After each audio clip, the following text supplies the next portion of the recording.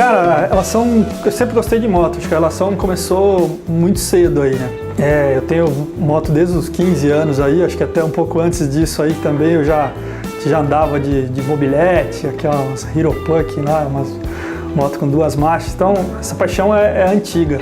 Até recentemente minha mãe me contou uma história que eu acho que os primeiros passos que eu dei foi para ir em direção a uma CB400 do meu tio. Foi a primeira vez que eu andei, então, cara, acho que é um amor antigo, então acho que faz muito tempo que eu gosto de moto. Então a primeira coisa que eu fiz quando eu comecei a trabalhar foi trocar aquela CG que eu tinha desde os 15 anos, obviamente porque fui criado no interior, senão em São Paulo acho que era mais difícil ter essa liberdade. E troquei essa CG numa XT600. Putz, aí fazia tudo de moto, viajava, não fazia questão nenhuma de ter carro. Cara, bastava alguns dias de folga no trabalho para eu viajar. Então, fui pro Nordeste algumas vezes, fui pra Argentina, Uruguai, e aí fui picado pela paixão pelas motos aí. Cara, é interessante como realmente as coisas acontecem nessas mudanças nossas de fase da vida, né? Eu era solteiro, andava de moto e não tinha obrigação com ninguém, comecei a namorar. A namorada não fazia muita questão de andar de moto, aprendeu a andar de moto, só tinha moto, não tinha outra saída. Gostou, começou a viajar comigo de moto.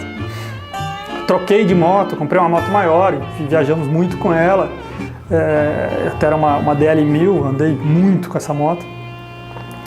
Até que minha esposa ficou grávida.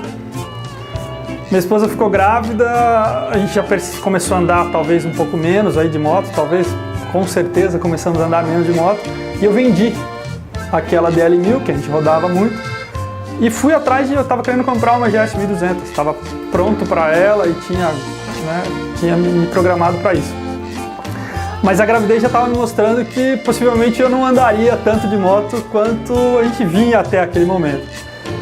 Bom, vendi a DL1000 e fui para a concessionária, falei, vou comprar a GS 1000, a BMW 1200, tal, moto dos meus sonhos, etc.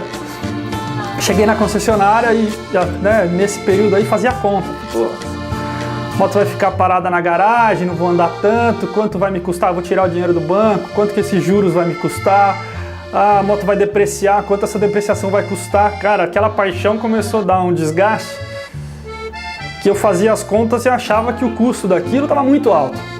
Se eu fosse usar bastante a moto, eu talvez ignorasse todo esse processo e aceitasse, fazia parte do custo de ter a moto. Mas batendo isso com o uso que eu ia fazer dessa moto, que eu faria da moto naquele momento, eu achava que esse custo talvez não valesse a pena. E talvez não fosse o momento de eu realizar aquele sonho de ter a GS 1200. Eu fui para a concessionária e voltei com uma GS 800. Metade do valor e tá bom, né? Não precisa ter dó de mim. Eu não fiquei sem moto e comprei uma moto fantástica. Tenho essa moto até hoje. A moto está com 30 mil quilômetros, a minha GS 800. Rodei muito pouco nela, minha filha está com 5 anos. Eu rodei muito pouco. Então, se fosse uma GS 1200, imagina o que teria custado. Eu acho que eu usei a 800 mais do que eu faria uso da 1200. Então, por isso que eu fiz essas contas, assim, ninguém faz realmente. Mas essas contas existem, isso existe, né? A gente ignora, mas essa conta é real, né? Não, parei de usar completamente. Tipo, uma filha pequena, você imagina você falar pra mulher que você vai sair de final de semana para andar de moto. Mas a gente está de final de semana juntos em casa, ela quer seu apoio e você também quer estar junto com seu filho, então você não tem tempo para sair todo final de semana. Por isso que a moto ficou parada esse tempo todo, né? Parada assim, andava muito pouco, andava menos. Eu comecei a usar uma moto na cidade e não era uma moto para andar na cidade e a estrada muito pouco. Então, quando eu tinha chance, eu ia tomar um café da manhã em algum lugar, tal, mais próximo aqui, saía bem cedo de domingo e voltava para o almoço. Outras coisas passaram a ser tão importantes no final de semana quanto só a moto era para mim naquele momento. Então, estar com a minha família era legal, estar com a minha filha era bacana. Então, você acabava dividindo esse final de semana que era só seu quando solteiro ou quando namorava com outras coisas bacanas, com outras coisas que eram legais. Então, o uso da moto, por consequência, ela acabou ficando menor, assim. E aí eu vi acho que um anúncio de barco compartilhado. Você comprava cotas de um barco para você usar de vez em quando. E fui pesquisar isso.